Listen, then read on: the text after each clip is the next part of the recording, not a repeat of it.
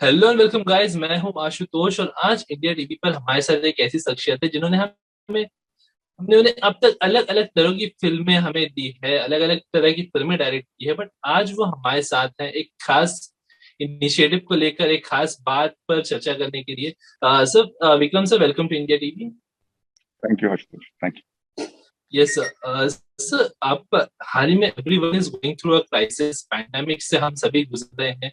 But इसी दौरान आप एक इनिशिएटिव के साथ आए हैं, यू आर नॉट अलोन। जी, बड़ा ही अच्छा इनिशिएटिव है। तो किस तरह से, how डिज entire idea came up और क्या कुछ कर रहे हैं इस इनिशिएटिव से, अगर थोड़ा सा उस बारे में बताएं सर। मैं देखिए, ना मैं कोई साइकोलॉजिस्ट हूँ, ना मैं डॉक्टर हूँ। अम, मेरे से ज्यादा आम कोई हो नहीं सकता। लेकिन एक चीज है कि मैं वक्त जानता हूँ कि कितना ऐसा वक्त है कि सब लोग अपने अपने घर में, या यूं समझो अपने बिल में घुस गए। और वो वहां रहने से क्या होता है कि एक आदमी कट ऑफ फील करता है। अपनी मुश्किलें, अपनी जो तकलीफें हैं उसमें अपने आप को अकेला महसूस करता है।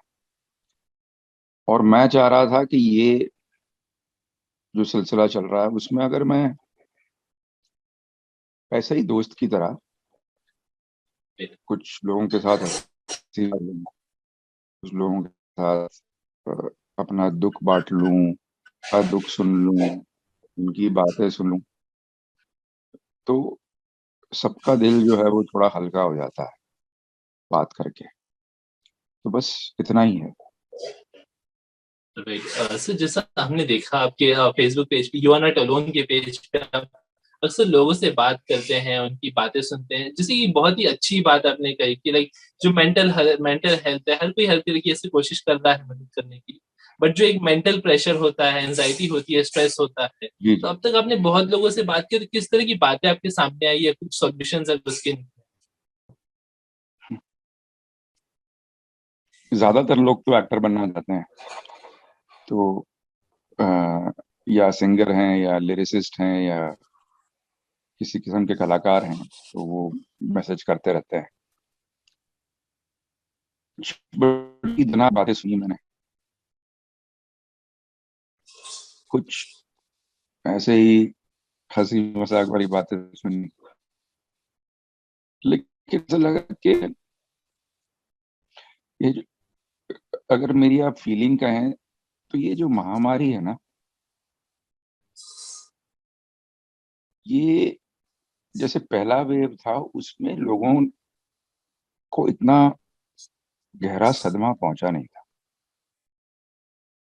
इस बार क्या हुआ है कि कोई एक फैमिली इस देश में नहीं है जिसे इस कोविड ने छुआ ना हो। हर फैमिली के पास किस्से हैं। किसी ने अपने दोस्तों को खोया है। एक आदमी ने कहा कि, एक लड़के ने कहा कि मैंने 3 दोस्त खो लिए, 24 साल का, 26 साल का और 27 साल का। एक लड़के ने कहा कि मैं बैंगलोर में हूँ और यहाँ अटका हुआ हूँ और मेरी सारी फैमिली बिहार में है और बहुत बुरी तरह से अटकी हुई है। एक लड़की ने मुझे कहा कि मेरे मेरे पिताजी गुजर गए कोविड में, मेरी दादी को ट्रीटमेंट ही नहीं मिला। और मिलता तो शायद बच जाती, लेकिन ट्रीटमेंट मिला नहीं, उसमें वो नहीं रही। लेकिन कहती है डरती हूँ, लोग धमकाते हैं मुझे कि सोशल मीडिया पर मत कुछ लिखो, यहाँ मत करो। तो डर का माहौल है। कोविड से डर रहे हैं लोग, कहीं सरकार के प्रकोप से डर रहे हैं लोग कि हमने कुछ लिख दिया तो कोई नाराज हो जाएगा। तो बस डरे हुए लोगों की कहानियां सुन रहा हूँ। सर, जैसे आपने बताया कि तो बहुत सारी चीजें हैं, लोग एक तो डरे हुए हैं कोविड के चलते, बट कहीं ना कहीं ये सारी चीजें भी हैं जो पॉलिटिकल एजेंडाज हैं कि ये इसकी वैक्सीन है, वो उसकी वैक्सीन है। इन वैक्सीन के अंदर भी हम डिस्क्रिमिनेशन ढूंढ रहे हैं कि ये ये फलाने पार्टी की वैक्सीन है, वो फलाने पार्टी की वैक्सीन है, ये फायदा करेगी नहीं करेगी। तो when you being part of the society and जब आप इस तरह की चीजें देखते हैं, तो वो योर टेक क्या लगता है कि मतलब हम किस ओर जा रहे हैं, और इस क्राइसिस में भी इस तरह की बातें करना कहाँ तक आपको सही लगता है या कुछ? देखिए, जो मैं करता हूँ ना, जो मैं बातें करता हूँ लोगों से, उसमें मैं पॉलिटिक्स ना एनकरेज करता हूँ ना पॉलिटिक्स की बात करता हूँ। क्योंकि देखिए, मुझे इस बात से कोई लेना देना नहीं है कि सरकार के आंकड़े क्या हैं और जमीनी आंकड़े क्या हैं। लोग मर रहे हैं, ये आप भी जानते हैं, मैं भी जानता हूँ। और मैं बात कर रहा हूँ उन लोगों से जिन्होंने किसी को खोया है। तो मुझे तो एक निजी संबंध है मेरा उन लोगों के साथ, बन जाता है जब मैं बात करता हूँ। तो एक तो मैं पॉलिटिक्स की बात करता नहीं, दूसरी बात यह है कि मैं उनको समझाने की ये कोशिश करता हूँ। कोई कहता है कि यार कोवैक्सीन अप्रूव नहीं है, कोई कहता है कोविशील्ड से ऐसा होता है, कोई कहता है वो जो नया कोई वर्षन आया है वो बड़ा महंगा सा है। तो मेरा कहना यही है कि भैया, ये सब बात बाद में करो, पहले अपनी जान बचाओ। अगर सरकार कहती है कि कोवैक्सीन से जान बचेगी, तो सरकार की बात मानो और लगा दो। कोविशील्ड से बनेगी तो लगा दो। जो अ, नजदीक है आपके, जो मिलता है, उसे इस्तेमाल करो अपना जान बचाने के लिए।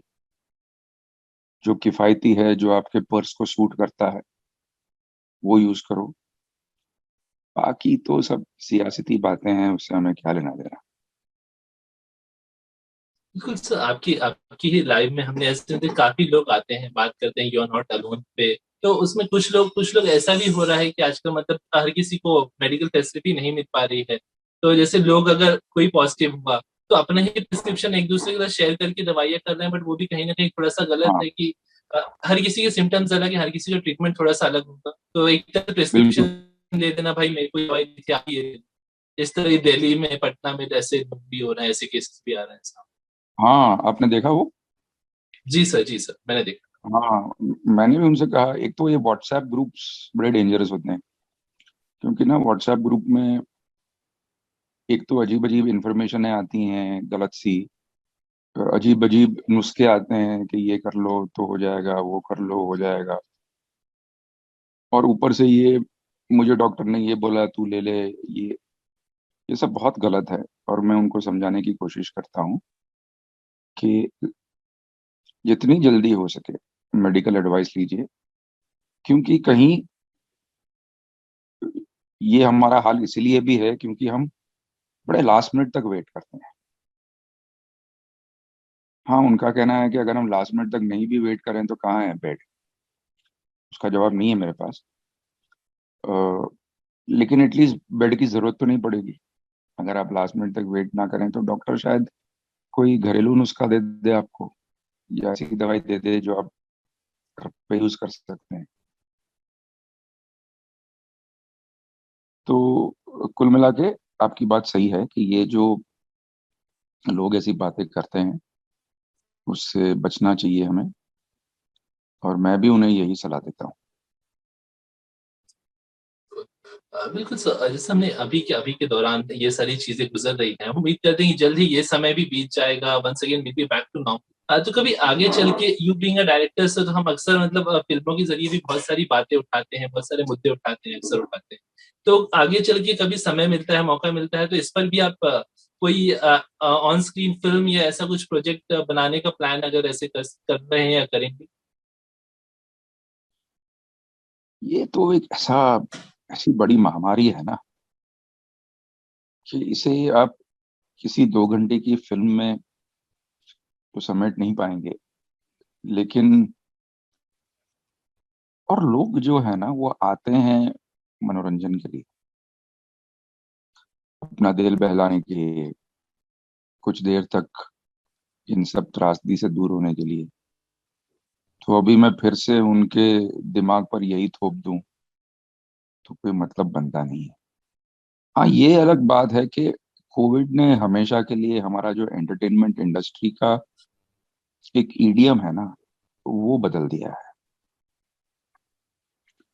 अम, लोग, एक कोविड के पहले की फिल्में होंगी, एक कोविड के बाद की फिल्में होंगी, और थोड़ी, ये जरूर है कि कोविड के बाद जो शिद्दत है, जो गहराई है, वो थोड़ी लोगों में बढ़ जाएगी, और हमें उस किस्म के मुद्दे, उस किस्म की स्टोरियां कहनी पड़ेगी जो, जो हमारे देश के लोगों का मूड है उस वक्त। लेकिन कोविड को लेकर अगर मैं पिक्चर बनाऊंगा, नहीं, मुझे नहीं लगता मैं करूंगा ऐसा। बिल्कुल सर, बहुत सही बात कही आप। मतलब जो एक बार इस दौर से गुजर जाए, निकल जाए, फिर से उसे याद करना कोई भी नहीं चाहेगा। नहीं है, बिल्कुल नहीं चाहेगा। जैसे कितनी ऐसी चीजें हैं, जैसे हमारे बम्बई में भी अ, कुछ कुछ बहुत सालों पहले जुलाई महीने में बहुत सी बारिश हुई थी और लोग फंस गए थे। या फिर 26/11 जो हुआ था, उस पर पिक्चरें बनती तो हैं, लेकिन लोग जो हैं वो थोड़ा कतराते हैं देखने से, क्योंकि वो वो जो किस्से हैं ना, उनके साथ बड़ा दुख जुड़ा हुआ है। वो होता है ना कि जैसे आपका किसी से प्यार होता है और तब आप एक गाना सुनते हैं, और फिर जब रिश्ता टूट जाता है तो वो गाने सुनने से बड़ा एक दुख सा होता है, और हम कहते हैं कि यार वो यादें मत याद दिलाओ। तो कुछ नई यादें बनाएंगे हम और आप मिलके, इसके बाद कुछ अच्छी यादें बनाएंगे, और लोगों को फिर से हौसला देंगे, भरोसा दिलाएंगे। बिल्कुल सर, इस इनिशिएटिव की बात करें, जिस तरह से इनिशिएटिव जा रहा है, सभी लोगों को कहीं ना कहीं अपना एक दर्द हल्का करने का मौका मिलता है। तो इतना लाइक समर्थन कहीं ना कहीं आप पे भी इसका, इस चीजों का इम्पैक्ट आता है, बिकॉज जब इतने लोगों की बातें सुनते हैं, आप इनसे बात करते हैं, सॉल्यूशंस देते हैं, तो एज एन इंडिविजुअल कितना बदला है आपके अंदर? आपने बड़ा अच्छा सवाल पूछा। जब मैं बात तो करता हूँ लोगों से कुछ आधे घंटे 35 मिनट बस, लेकिन उसके बाद दिल हल्का नहीं, दिल भारी हो जाता है थोड़ा, क्योंकि मैं लोगों की बातें सुनता हूँ तो मुझे ऐसा लगता है कि कैसे होगा सब, कैसे सॉल्व करेंगे इसको। और फिर कहता हूँ कि ये देश ने बहुत कुछ देखा है, और हम बहुत कुछ चीजों से गुजरे हैं, इससे भी गुजर जाएंगे, लेकिन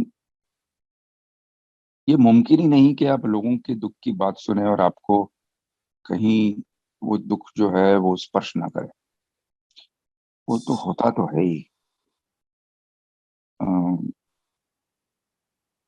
मगर अगर मेरे दिल भारी होने से अगर उनका दिल हल्का हो जाता है थोड़ी देर लिए, तो ये सौदा मंजूर है मुझे वैसे। जिस तरह से आप सभी से बात कर रहे हैं, लोगों की तकलीफें सुन रहे हैं, उन्हें दूर करने की कोशिश कर रहे हैं, तो जाते जाते सभी दर्शक, फैंस, व्यूअर्स, सभी से क्या कहना चाहेंगे? यू आर नॉट अलोन अपने इनिशिएटिव के जरिए, जो रिकवर कर गए हैं कोविड से, और जो नहीं, जिन्हें नहीं हुआ है, तो वो कैसे बचे? यू आर नॉट अलोन जो है वो खैर कोविड के लोगों के लिए तो है ही, लेकिन इसमें मैं ये कहना चाह रहा हूँ कि ऐसे मौके जो है ना, जहाँ पे मैं अपने फैमिली पे, अपने अपने रिश्तेदारों पे, दोस्तों पे जब आफत आती है, तो हमें लगता है कि हम कहीं बहुत अकेले हो गए हैं और हमारी मदद करने वाला कोई है नहीं। और ऐसा है भी, जब हम दवाइयाँ ढूंढ रहे हैं किसी के लिए तो अकेला महसूस करते हैं, बेड ढूंढते हैं, ऑक्सीजन के लिए यहाँ वहाँ घूमते हैं।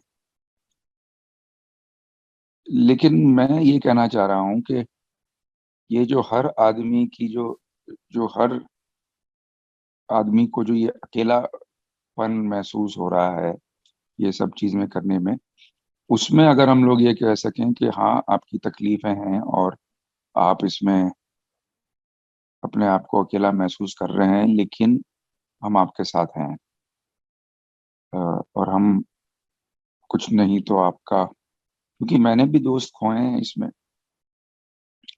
मैंने अपने टीचर वामन साहब को खोया है, जो बहुत बहुत नजदीक थे मेरे से, जिनका मेरी जिंदगी पे बहुत ही बड़ा कंट्रीब्यूशन है। तो मैं भी कहीं, मैंने भी अपनों को खोया है कोविड में।